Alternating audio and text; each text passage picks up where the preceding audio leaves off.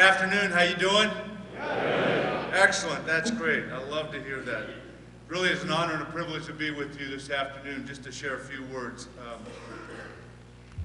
I think the Colts did get good until after I left. We did play the Colts. Actually, I'm old enough to have played the Baltimore Colts and the Indianapolis Colts.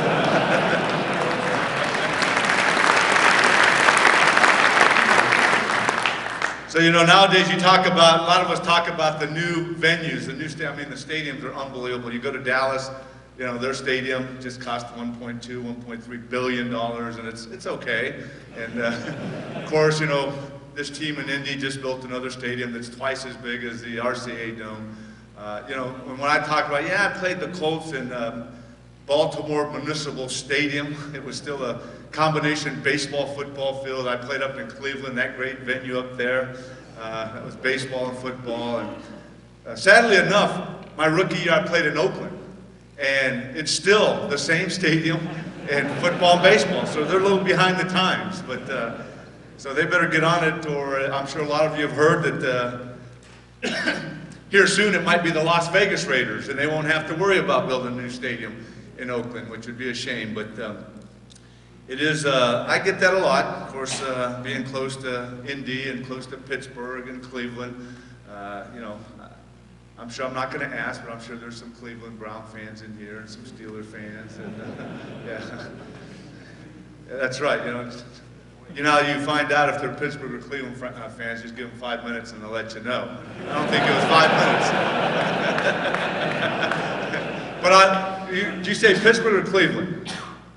Cleveland? I love it. I love that he's still a Cleveland Browns fan, because just as the tough times we went through, I appreciate you raising that hand right away and sticking to your guns and sticking to your team. But no, it really is a pleasure to be with you today and just to share a few things. And I'm not going to stand up here and claim to know all the answers, but you know, a lot of times when I do speak and I get introduced, that's what I love about Father, what he said. He asked me some questions, and to me, those are the things that are important. Most of the times when I speak, the body of work that I was able to accomplish in my 13 years with the Bengals are the things that people introduce me with. And that's all fine and dandy. But when I talk, I love to share the journey. You know, because we have a new president at the Pro Football Hall of Fame. And one of the things that he says these guys, meaning the Gold Jackets or the Hall of Famers, did not just roll out of bed and become Hall of Famers. And I believe what God has allowed me to go through and being able to share that journey, from what I've heard and what I've seen, has a far further impact than being able just to talk about my 13 years with the Bengals, the 2 Super Bowls we had a chance to play in, and the Pro Bowls and this and that. Because I really believe it's the journey that we go through that allows us to become who we are. And I would not trade my journey for anything that's allowed me to make that transition into becoming a Cincinnati Bengals, and even now that I've been retired for 24 years. Yeah, wow, that's 24 years. I have 2 kids, we got 8 grandkids, a 9th one on the way, and my body's a little sore than it was, 24, 25 years ago. But I'm thankful. I'm very thankful with the journey that God has allowed me to take. And it started back in Ontario, California, about 40 miles east of LA. And having played a team sport for as long as I did, I started playing team sports when I was 7 years old. My childhood dream was to be a pro baseball player. And I started playing baseball with my 2 older brothers at the age of 7. And I also have 2 younger sisters. But I share with people, even though I've played team sports for a lot of years, the ultimate coach, the ultimate general manager, the ultimate owner was my mom. The ultimate mentor was my mom. Because my mom raised 5 kids by herself, working 2, 3 jobs. So she was mom, dad, coach. In fact, just a little over a year, it was the Monday after Super Bowl last year, we lost Mom. And I had the chance to give her eulogy. Quite a few people were there. And one of the individuals that was there is a baseball coach that I met at the age of 7. And I have a 52-year relationship with him. And we still bring him and his wife out to Cincinnati in the summer for my foundation dinner. I have named an award after Jim Seaman, who I met at the age of 7, because he impacted myself and other young men that did not have dads and never had dads growing up. And he still is mentoring, still is pouring into young people's lives. So I have an award that I give to people in the Cincinnati area that impact young people that carries Jim's name.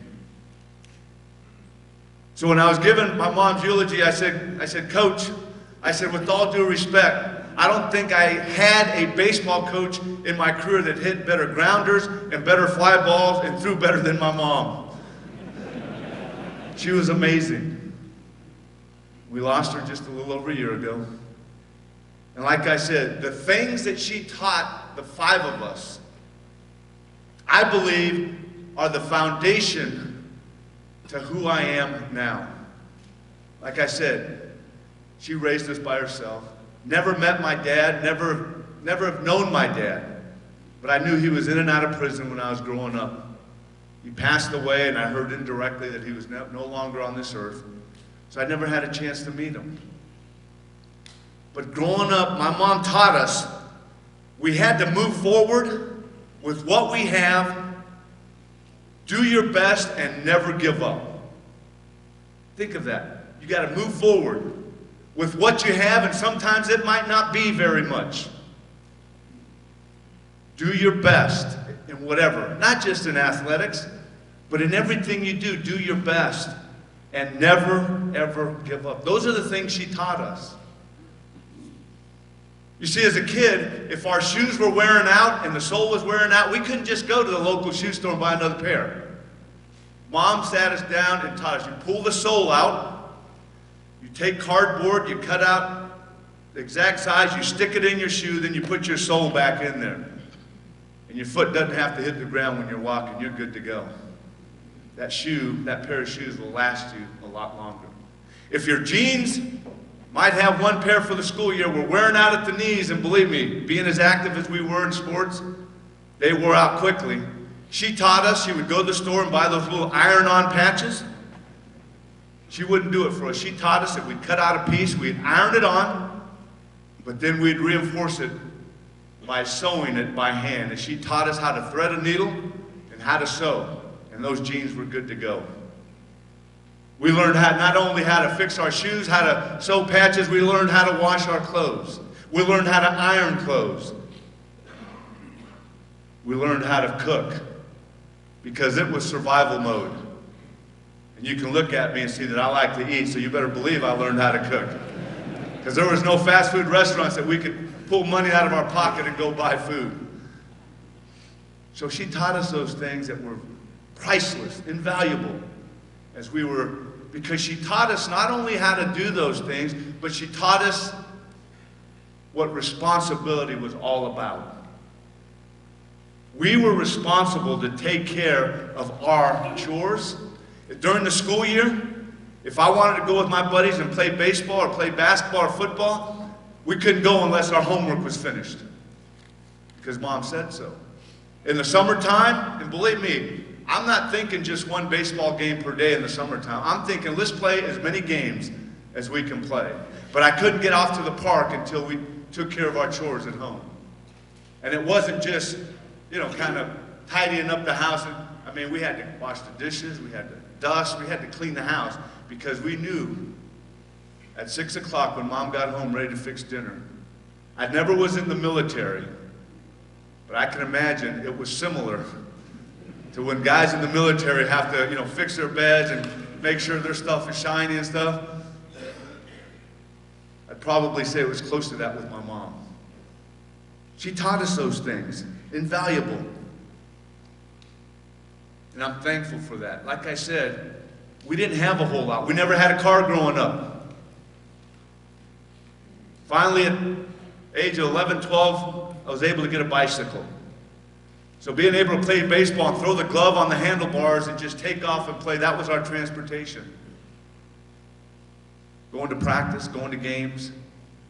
She was one of 10, so we had aunts and uncles around that would give her a ride to our game, and a lot of times we'd provide transportation for us. But like I said, we learned how to move ahead with what we have. We didn't complain. I didn't realize how much we didn't have growing up until I got to high school.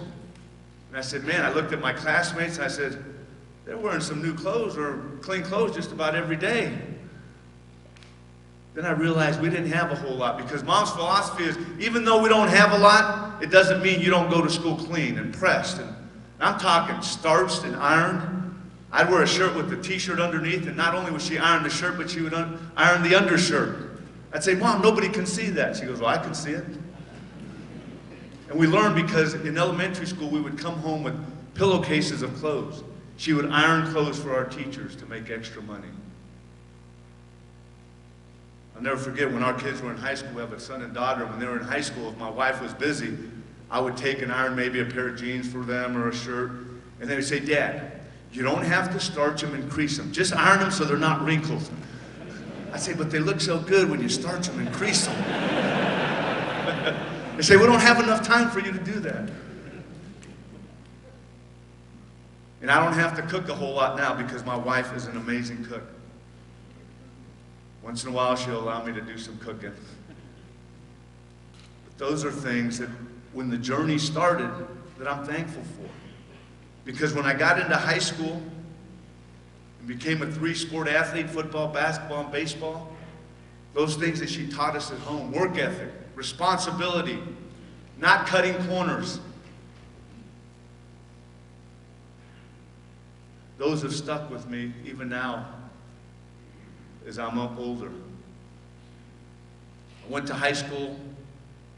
School was going well. Athletics was going well.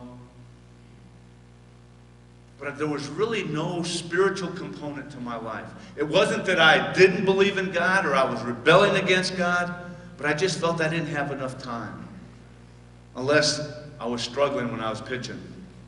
I said, God, come on, help me throw strikes. Or I was in a batting slump. Let me hit the ball. Let me get some base hits. Let me get some RBI. So it was just basically doing what I had to do in order to get to the next level. So even though things weren't great financially, materialistically, we had a lot of support, a lot of love. I knew we were loved and we were supported because my mom went to every one of our events. When we played baseball, she was there. And she knew baseball. I could hear her during baseball games. Do not say anything negative about her kids. I'd kind of go, that's my mom. Or on the basketball court. A little tougher on the football field, but she really didn't know a whole lot about football. See, I was a flag football guy from 3rd grade to 8th grade. And because I was a pitcher, third baseman, I played quarterback from 8 years old to 8th grade. I was a quarterback. So when I got into high school, I put the pads on for the first time, made sure they were all put on the right way. And when the coach split us up by position, I ran over to the quarterbacks. And he looked at me, I was about 6'2", 6'3", about 230. He says, what are you doing here?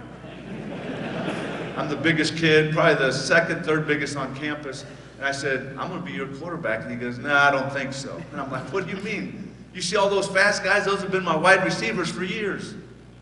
He says, you see Henry over there? I said, yeah, I know Henry. He said, you know what Henry does? I said, yeah. He's our equipment manager. He says, you got to go get that face mask changed. You need a cage because you're going to be a lineman. And I'm thinking, a cage? I'm no animal. So I went over, changed my face mask. All of a sudden, that first day of pads, I'm putting my hand down in a three-point stance, and I'm going, this is nuts. I should be calling the plays, running the offense. The second day in the three-point, I said, this is fun. I'm bigger than anybody else, and I get a chance to just physically dominate. I like this. Those other guys can have the quarterback position. The rest is history. Over 20 years of playing offensive line. So like I said, a lot of support, a lot of encouragement. Things, I mean, I went from football to basketball to baseball for 4 years. And I can't remember missing a game in 4 years because of a health problem. After my last football game or my last playoff game in football, I'd put the basketball uniform on the next day. And the same thing for baseball. I did that for 4 years. And all of a sudden, I continue to grow, and I start getting recruited by all these major universities to go to school and play football. And I'm thinking, why football? Why not baseball? By my senior year, I was a 3-time All-State in baseball and just 1-time All-State in football. But at 6'6", 290 pounds, I realized a football uniform would fit better than a baseball uniform. And I think those college football coaches knew a little more than I did. So I decide, when I got an offer to this small school on the West Coast, University of Southern California, anybody heard of that small school?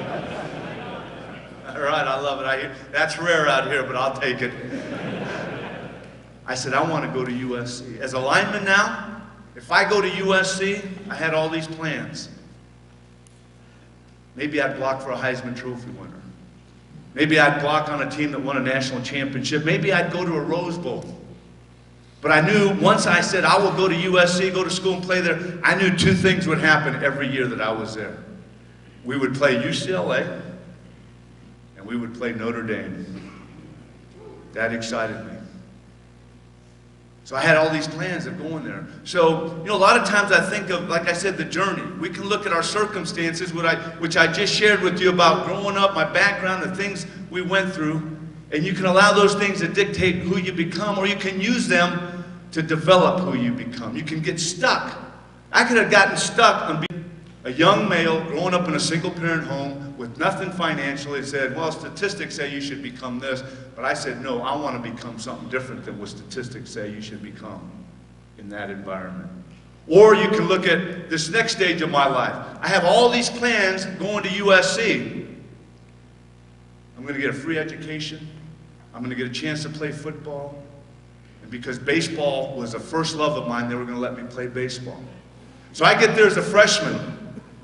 We're ranked #1. We had a little rough start, but then we get rolling. 7 games into maybe it was about 8 games into my freshman year, I'm sitting at Cedars-Sinai Hospital going through my first knee operation. So I'm thinking, all right, I got to play quite a bit this freshman year.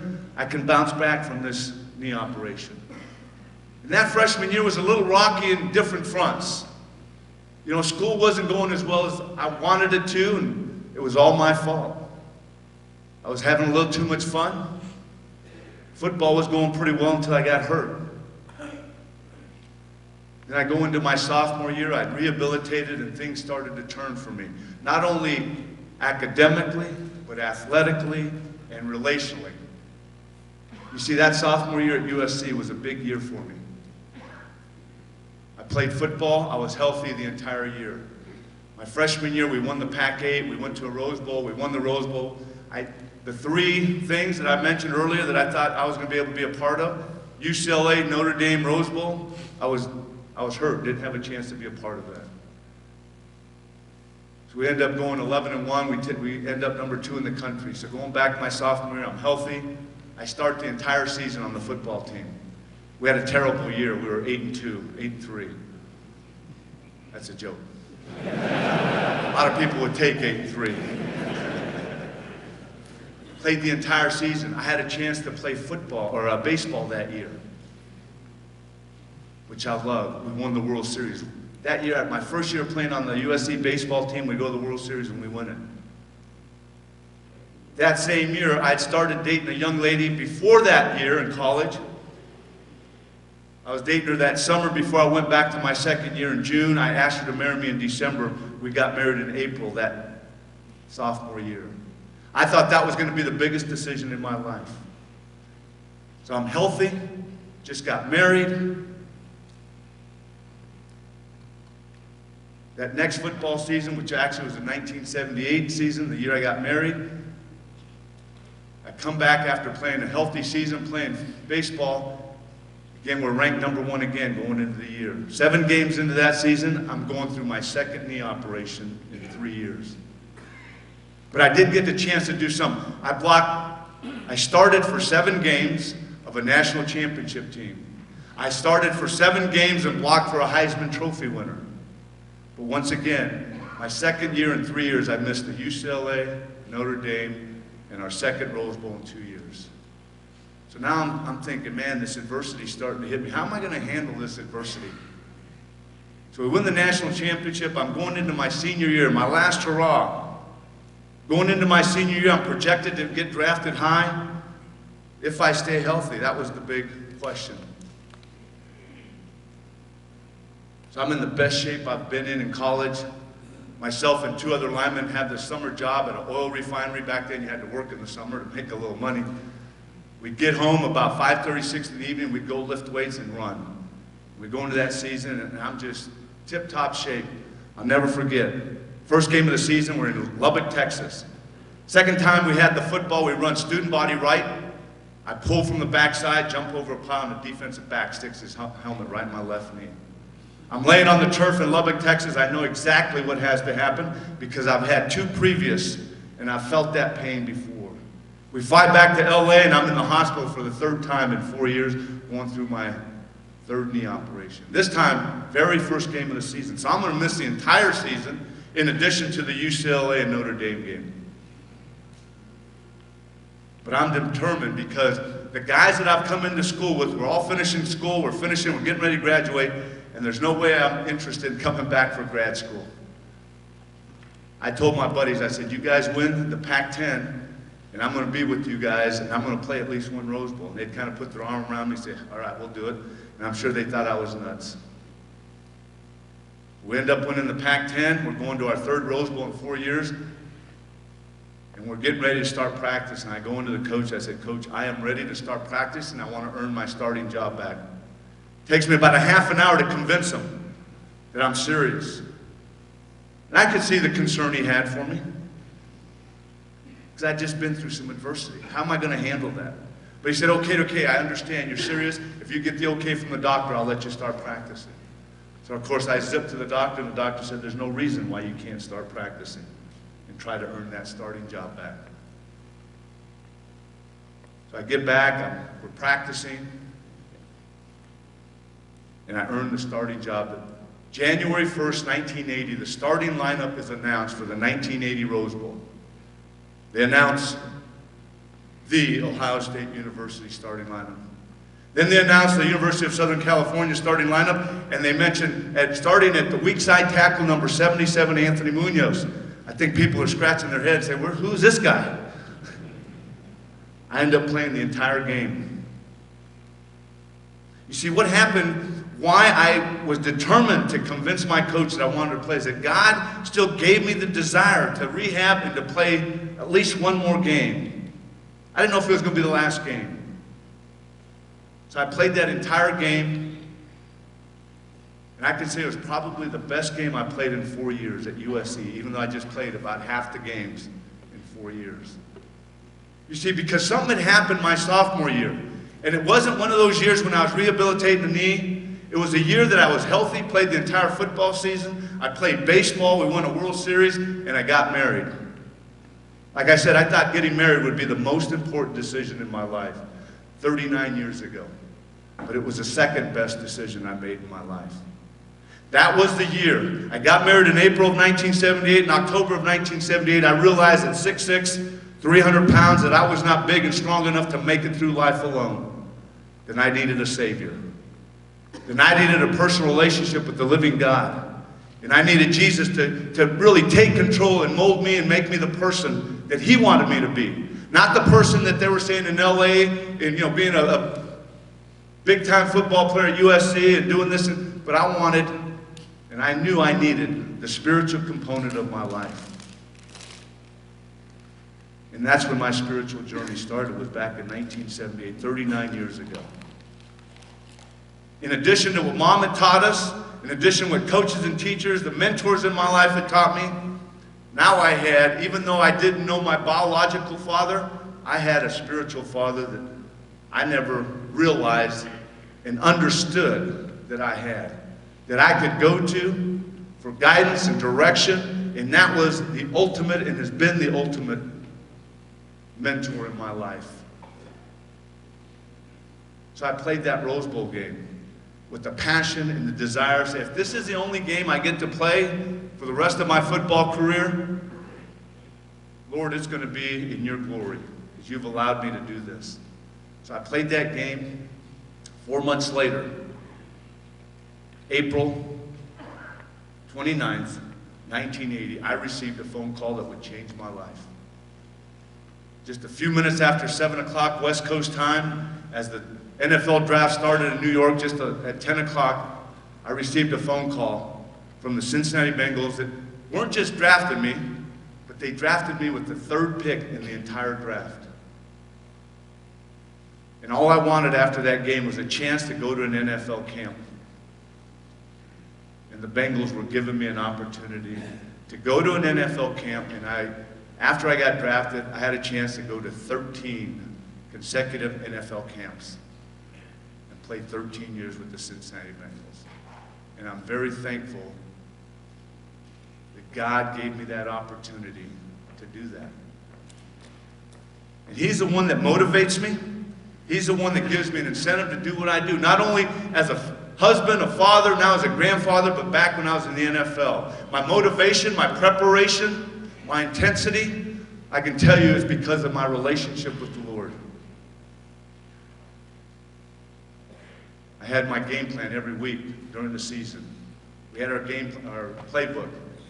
But to have the scriptures as the ultimate game plan, that's what's exciting to me, and that's what motivates me even now. Someone that still watches a game of football. But there's so much more to life. His father said when he asked me, what do you want people to get out of this time that you speak? I want all of you guys to look up here and say, yeah, this guy played in the NFL, played 13 years, had a decent career. But I want you to all leave and say, the most important thing in his life is his relationship with the living God. That Jesus is his ultimate mentor and motivator and purpose. That's the message I want everyone I talk to, conferences like this, young people that I coach. I love coaching. I believe I have a wealth of knowledge, especially in the offensive line position. I have confidence that I can have an impact on young people with football technique, but hopefully there's more to when I teach these young men. Hopefully the 3 years I coached high school, and hopefully the pro camps I go to and the pro camps I'm getting ready to go to, as I'm working with these young men that are in the NFL, hopefully they see more than just a former NFL football player that wants to pass on knowledge. You see, because after I retired 24 years ago, I thought that I could just kind of go off into the sunset, and my wife and I, Dee Dee, could just enjoy family. But you know what? The exciting thing is that God just said, Anthony, I have so many exciting things for you to do. I have your foundation that you can start and impact young people mentally, physically, and spiritually through the programs. The last 6 years, we've been going nationally, working with the NFL, doing character camps with young men and women. This will be our 4th year in a row. We're going to Mexico to do the same thing. And I know it's because his plan, not because of who I am, but what he's done and what he continues to do in our lives. You know, I think about my family background, I think about the adversity, and then I think about the success I had on the NFL football field. And I have to go to Scripture. You know, the first one, like I said, I could very easily look at my upbringing and say, no, why did I never have a dad? Why didn't we have money to have a car? You know, my buddies had these nice 10 speeds, these nice boots and jeans. But you know what? In the book of Jeremiah, when God calls Jeremiah, he lets him know that before he was formed in the womb, that God knew him. And before we were born, God set us apart. So God knew that I was going to be in the family that I ended up being a part of. God knows that. Before we even formed in the womb, each and every one of us, he knew us, and then he knew us as he set us apart. That's the encouraging thing. As I look at it and can think about it all I want, all I have to do is look at God's truth and realize that he knows what he's doing. And then when I look at adversity, you know, I can look at those 3 knee operations in 4 years, and I can say, why did I have to go through that? Why couldn't I play all 4 years at USC, every single game? I was there, I was part of it, but what I learned going through those tough, I learned to appreciate things. I learned about even harder work, is I had to go to class, go to rehab, lift weights, go home and do homework, and do that routine for a lot of days in my 4 years in college in order to get through. You know, in Romans 5, it says, not only so, but we also glory in our sufferings, because we know that suffering produces perseverance, perseverance character, and character hope. And hope does not put us to shame, because God's love has been poured out into our hearts through the Holy Spirit who has been given to us. So those tough times we go through refine us. Make us the people God wants us to be. And then I think about, a lot of the questions I had, especially coming out of USC and going through all the, the struggles there in school and only playing one game my last year. Then all of a sudden getting drafted by the Bengals with the 3rd pick, coming to Cincinnati, earning the starting job 3 days into camp. In my rookie year, playing 20 games, 4 preseason, 16 regular season. And I'll never forget, before my 2nd year, sitting with a group of guys, we would get together on Saturday night and pray before every game. We'd pray for each other, for our teammates, families, for just health. And I'll never forget sitting with our chaplain saying, I'm trying to put all this together. I go through 3 knee operations, and all of a sudden now, I'm a starting tackle for the Cincinnati Bengals. I played every game as a rookie. What's going on here? And we, of course, like I usually do, we went to Scripture. And the book of Romans spoke loudly to me going in that opening game my 2nd year. It started to give me a clear picture of why I was doing what I was doing. As it says, therefore I urge you, brothers and sisters, in the view of God's mercy, to offer your bodies as a living sacrifice, holy and pleasing to God. This is your true and proper worship. And then it goes on to say, do not conform to the pattern of this world, but be transformed by the renewing of your mind. Then you will be able to test and approve what God's will is, his good, pleasing, and perfect will. So I looked at it as not just going to church on Sunday and several songs, that's your worship. This spoke to me and said, what you do every day should be your way of worshiping God and thanking him for the opportunities you have. And that's what I did. I started doing that through the game of football, through my marriage, through my being a father. I wanted to be the best, knowing that I couldn't hit perfection. But as Vince Lombardi said, if you chase perfection, none of us are perfect, you'll capture excellence. And then it says, do not conform any longer to the pattern of this world. All you have to do is watch television ads. They're trying to conform you to their pattern, but be transformed by the renewing of your mind. And how does that happen? Knowing God's word, knowing what God wants us to do through the Scriptures. So also, I look at the 13 years that I had as a part of the Cincinnati Bengals. And a lot of times, people think, well, man, is it okay to dream and try to be successful? And, yeah, I believe it does, if you have a balance in your life. And as it says in Jeremiah 29, verse 11, I think this talks about it, where God says, for I know the plans I have for you, declares the Lord. Plans to prosper you and not to harm you. Plans to give you hope and a future. Then you will call on me and come and pray to me, and I will listen to you. You will seek me and find me when you seek me with all of your heart. So he says he's got a plan for us to prosper, to be successful, but we need to seek him. We need to pray to him, because when we seek him with all our hearts, he's there for us to have that relationship. Those are the things that have allowed me to keep everything in perspective. See, so many times we accomplish things, We get so full of ourselves, believing that, hey, we did it all. I'm a self-made man.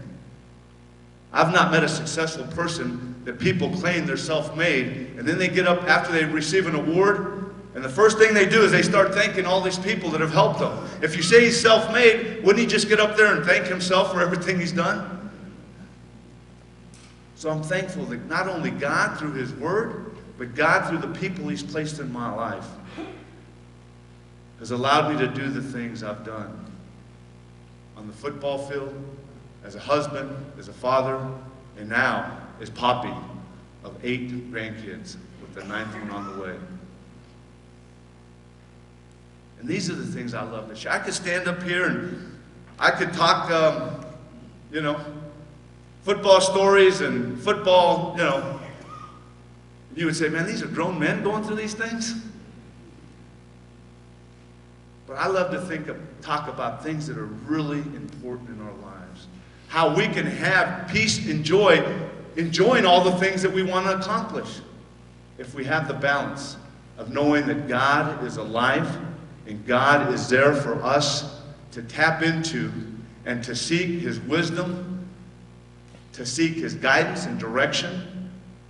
And as we transform ourselves by the renewing of our mind with his word, that we can live a life that's pleasing to him. As it says in Colossians 3:23, whatever you do, not just some things, but whatever you do, work at it with all your heart, that you'll please God and not man. It doesn't say half-heartedly, work hard in some things, but it says whatever you do. And those are the messages, working with our foundation and young people. If they have dreams of being a pro athlete, you take care of the other stuff. You take care of your character, your relationships, your school. Then you'll become successful if that's what God's plan is for you as you're working extremely hard in the field of athletics. But sometimes you work extremely hard, and there's a detour. You have to go another route. I appreciate this opportunity to share with you. I talked about my upbringing, I talked about my college career, the circumstances, the adversity, the success during my NFL career. And I talked some about my post-NFL career and the wonderful things I've had a chance to be a part of. Not only the foundation that our team has put together, but like I talked to you, going across the country, working with kids in other neighborhoods, going to Mexico, where my family is from. The first camp we did 3 years ago was in Chihuahua, Mexico, is where my grandparents and great-grandparents were born and raised. And to be sitting on an athletic field with 400 kids and 50 coaches and knowing that my grandparents were born and raised in this city, it was exciting not only to be with those young people and those coaches, but to know that's where my family roots come from. And I'm thankful for those things. They continue to happen. God continues to open the doors, and he will for each and every one of us. We just have to be willing to be used by him. People say, well, you're an athlete, former athlete, you have the spot. No, we all have opportunities to be mentors, to have an impact in our communities if we're willing to be used. And that's the exciting thing about it. I had a buddy who would say, God will use any old bush that will burn. Right? One beggar showing another beggar where to find food. And that's what it's all about to me. And I'm thankful that individuals in my young life shared with me that there is a God that cares about us, that loves us, and that we can tap in to the living God.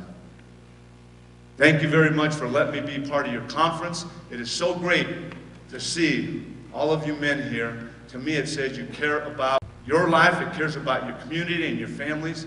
So I thank God for opportunities like this to see each and every one of you and to have the privilege and honor to share a few words with you this afternoon. Thank you very much, and God bless you.